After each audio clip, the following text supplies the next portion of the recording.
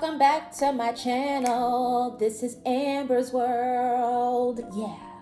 And if you are new to this channel, welcome. I am so glad that you found this channel. I'm so glad that you found this video. And I'm even more glad that you decided to press that little play button and give this video a chance. Like, thank you. Those of you who are curious about what the process is to become a flight attendant, well, you have clicked on the right video because I'm about to break it down to you. So, to be a flight attendant, the process requires your own personal research, okay?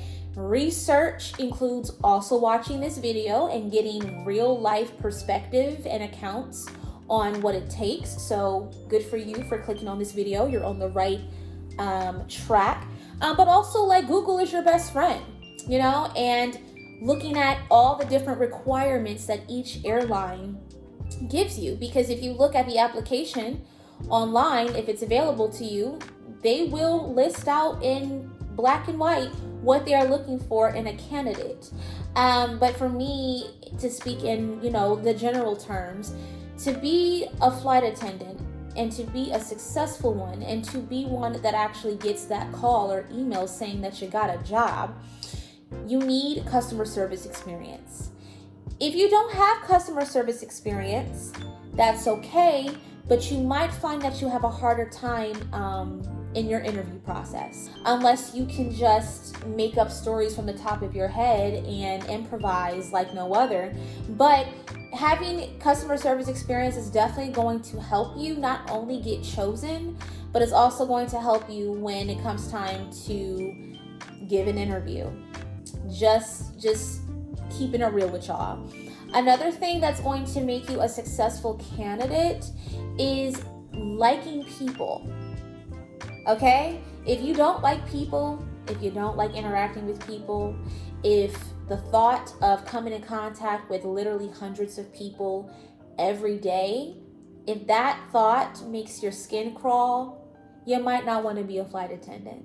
Okay? If you don't have patience, if you don't have patience, guys, you might not want to be a flight attendant, because let me tell you right now, you're going to need lots of patience. And I'm just going to keep it at that. You're going to need lots of patience. That's all I'm going to say.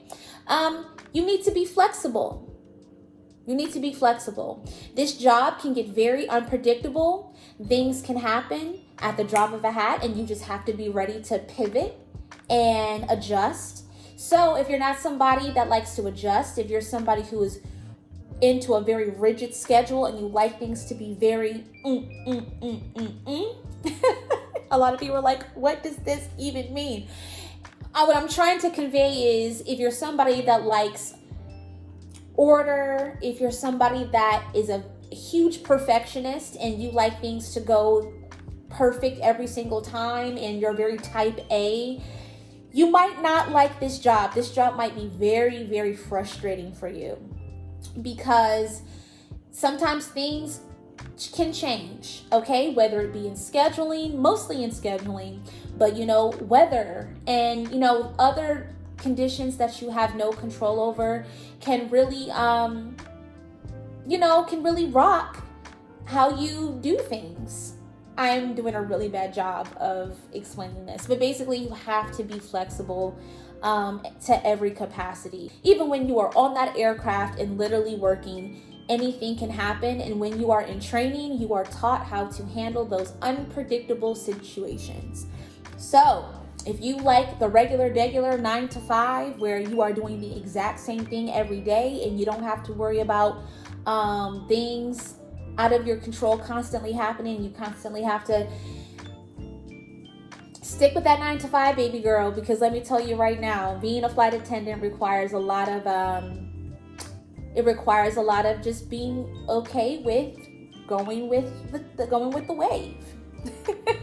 You also have to be willing to sacrifice. Being a flight attendant, especially if you're a junior like me, at the beginning, you're going to have to sacrifice a lot. You're going to have to sacrifice holidays with your family. You're going to have to sacrifice missing birthday parties, housewarming parties. You're going to basically sacrifice the traditional human interaction that you're used to getting from a 9 to 5. Because at a regular 9 to 5er, you get your weekends off. You work Monday through Friday, off Saturday and Sunday. And when you're a flight attendant, especially a junior one, weekends off are not a guarantee. And depending on the airline that you work for, you can kiss those weekends off goodbye. Okay?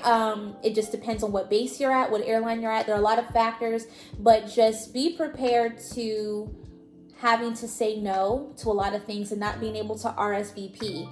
To be a flight attendant, it's an operation that runs 24 hours, and you could be called to work early in the morning to the late wee hours, like up into the next day. If you're somebody who has kids, if you have a husband, wife, significant other, just make sure that you have an understanding of the sacrifices of your time, and that you're going to be gone, and you're going to be on layovers, and you're going to be by yourself, and depending on the airline that you are, you can kind of finesse that, and you can find ways to fit in time to be with your family. So this is a pretty short video, but those are the main things that I would say are the core things that you have to consider if you want to be a flight attendant, and gonna help you be a successful one. If you have any questions, comment them below and I will be happy to address them in another video.